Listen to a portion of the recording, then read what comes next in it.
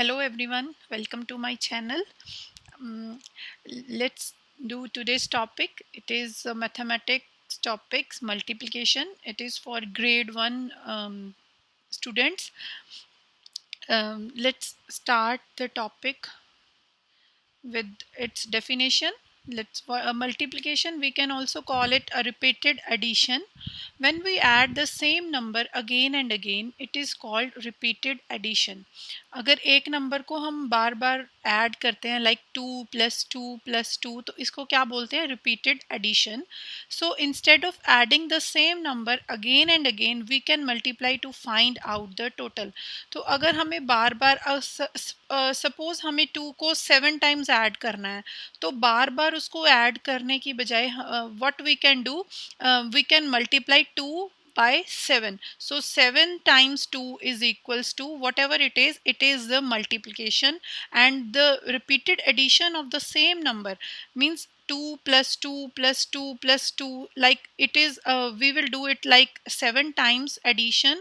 So we can, rather than doing addition of the same number again and again, we can multiply the number with the number of times we need to add it.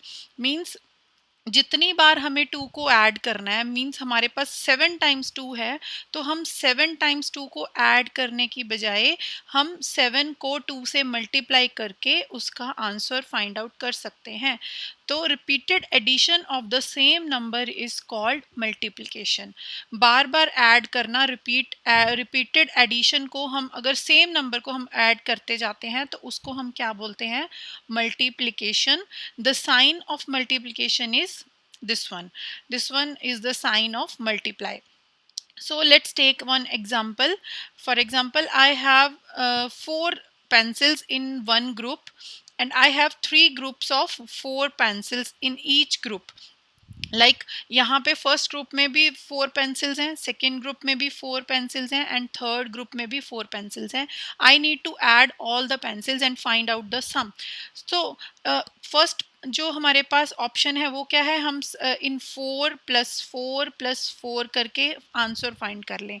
ठीक है, यहाँ पे तो 3 groups हैं, लेकिन अगर हमारे पास ज़्यादा ग्रुप्स हों तो बार बार ऐड करना इट इज़ अ डिफ़िकल्ट सम.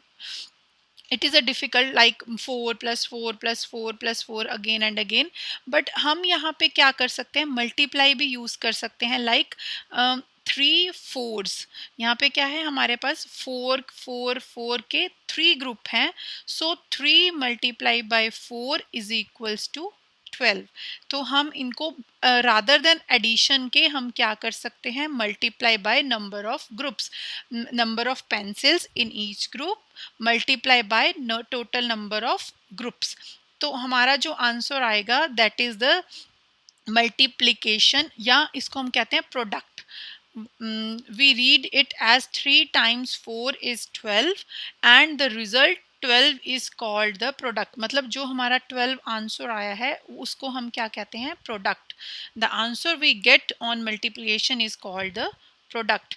अब इससे रिलेटेड पहले हम एक एक्टिविटी कर लेते हैं, उसके आगे जाएं. Write as multiplication 1 is done for you. यहाँ पे मैंने कुछ रिपीटेड एडिशन के क्वेश्चंस दिए हैं, उनको हमें मल्टीप्लिकेशन में लिखना है.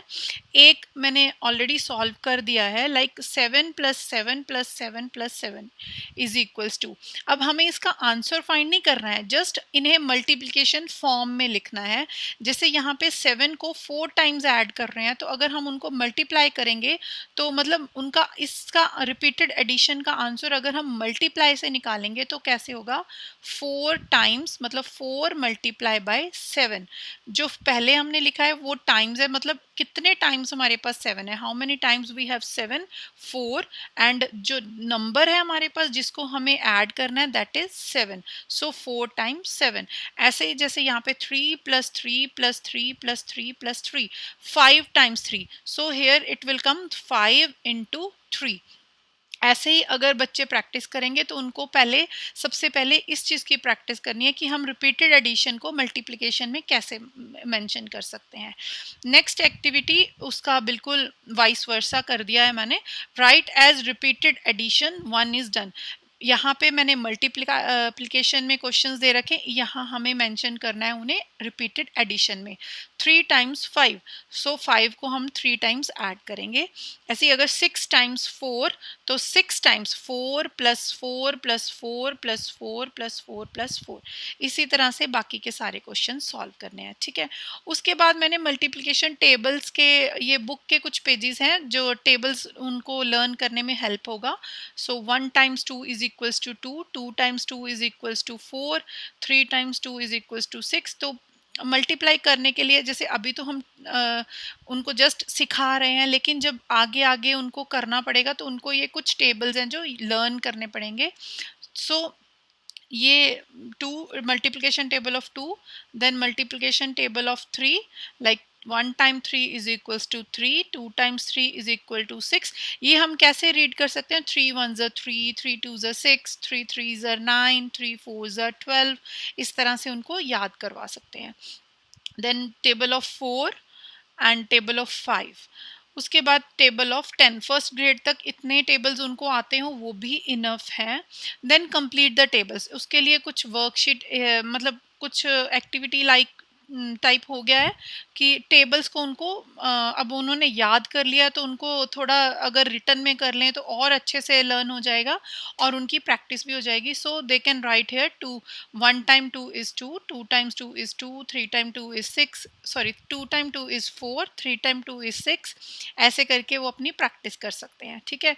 उसके बाद मल्टीप्लिकेशन ऑन नंबर लाइन। अब हम नंबर लाइन पे मल्टीप्लाई कैसे कर सकते हैं? There are 2 numbers while doing multiplication. जब हमें मल्टीप्लाई करना होता है हमारे पास 2 नंबर्स होते हैं। Step 1, start from 0। Let's do it with example. We have one question, multiply 5 into 2। 5 multiply करना है 2 के साथ। सो फर्स्ट स्टेप क्या है? स्टार्ट फ्रॉम 0, हमने यहाँ 0 से स्टार्ट करना है। Then step 2, first number gives you the number of jumps. जो हमारा फर्स्ट नंबर है वो हमें बता रहा है कि हमें कितने जंप्स लेने हैं, ठीक है। जैसे अब 5 है तो here we need to take 5 jumps, okay. Then step 3, second number gives you the step of each jump. अब हमें ये भी पता होना चाहिए कि हमारा एक जंप कितना बड़ा होना चाहिए। तो जो सेकेंड नंबर है 2, तो उससे हमें पता चलता है कि जो हमारा जंप है वो 2 स्टेप्स का होना चाहिए, लाइक 0 से 1 एंड 2। मतलब फर्स्ट जंप हमारा सीधा जाएगा 2 पे, देन सेकेंड जंप फिर 2 स्टेप्स का, देन फिर 3 4 and 5 jumps are completed, then our answer is 10। हर जो जंप है वो 2 स्टेप्स का है, क्योंकि हमें यहाँ सेकेंड नंबर 2 दिया हुआ है, इसलिए हर जंप 2 स्टेप्स का होना चाहिए। जैसे यहाँ से 1 2, फिर अगेन 1 2, अगेन 1 2, इस तरह से 5 जंप्स कंप्लीट करके जो हम जहाँ हम पहुँचते हैं दैट इज़ आवर आंसर। सो इस तरह से हम नंबर लाइन पे क्वेश्चंस कर सकते हैं। नाउ एक्टिविटी 3, इसमें हमने जो क्वेश्चंस या टेबल्स लर्न किए थे उससे रिलेटेड हम क्वेश्चंस दे रहे हैं प्रैक्टिस के लिए। like 5 into 2, what is it? Children can write easily, I think, because they have learned all the tables। 5 2s are 10, 3 10s are 30। ये एक्टिविटी 3 है। उसके बाद एक्टिविटी 4 में मैच द फॉलोइंग, जैसे 3 into 2 जो भी आंसर है उसको उनको मैच करना है उसके साथ numbers, whether they can draw line or whatever they want to do, बस उनको ज्वाइन करना है, ठीक है। उसके बाद कुछ और एक्टिविटीज़ थी बुक में थी, ये मुझे अच्छी लगी ताकि हम मैंने इसमें ऐड कर दी हैं ताकि और प्रैक्टिस कर सके। मल्टीप्लिकेशन स्टार्टिंग में थोड़ा मुश्किल होगा बच्चों के लिए, इसलिए जितनी ज़्यादा वो प्रैक्टिस करेंगे उतना ही अच्छा है। सो इस एक्टिविटी में क्या करना है? Use repeated addition. यहाँ पे हमें रिपीटेड एडिशन यूज़ करना है। Write as multiplication and find the answer, 1 is done for you. Like यहाँ पे भी हमें इसमें 3 ग्रुप्स दिए हुए हैं, हर ग्रुप में 2 फ्लावर्स हैं। सो अगर हम इन्हें रिपीटेड एडिशन में लिखेंगे तो 2 + 2 + 2, 2 + 2 + 2, देन रिपीटेड एडिशन में हमने कर लिया। उसके बाद हमें हमें इसको मल्टीप्लिकेशन में लिखना है। तो how many groups we have? 3। So in each group we have 2 flowers, so 3 multiplied by 2, so answer is 6। इसी वे में सारे क्वेश्चंस करने हैं। उसके बाद नेक्स्ट है multiply and colour according to the colour code.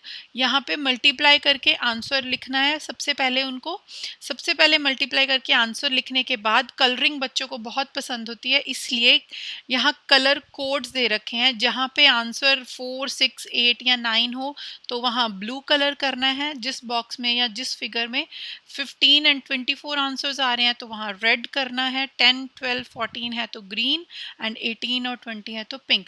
इस तरह से उनको कलरिंग प्रैक्टिस भी हो जाएगी एंड मल्टीप्लिकेशन भी। नेक्स्ट जो हमारा क्वेश्चन है, right the correct answer inside the bubbles. यहाँ पे भी सेम मल्टीप्लिकेशन के क्वेश्चंस हैं, तो बबल्स में उनके आंसर्स लिखने हैं। Use repeated addition, write as multiplication and find the answer. ये भी हमने पहले कर चुके हैं, सेम क्वेश्चन है। आई थिंक ये वर्कबुक आपको हेल्प करेगी बच्चों को मल्टीप्लिकेशन सिखाने में। छोटे बच्चे हैं, ग्रेड 1 में फर्स्ट टाइम मल्टीप्लिकेशन करते हैं तो थोड़ा प्रॉब्लम आए, हो सकता है थोड़ा लेट सीखें या थोड़ा धीरे करें या कुछ बोर भी हो जाए, लेकिन आप उनको एक फन वे में करवाते रहें, धीरे धीरे करवाते रहें तो अच्छे से सीख जाएंगे। होप मेरी वीडियो कुछ आपकी हेल्प करेगी। अगर मेरी वीडियो आपको अच्छी लगी तो please like, share and subscribe करना। So thank you guys, thank you so much.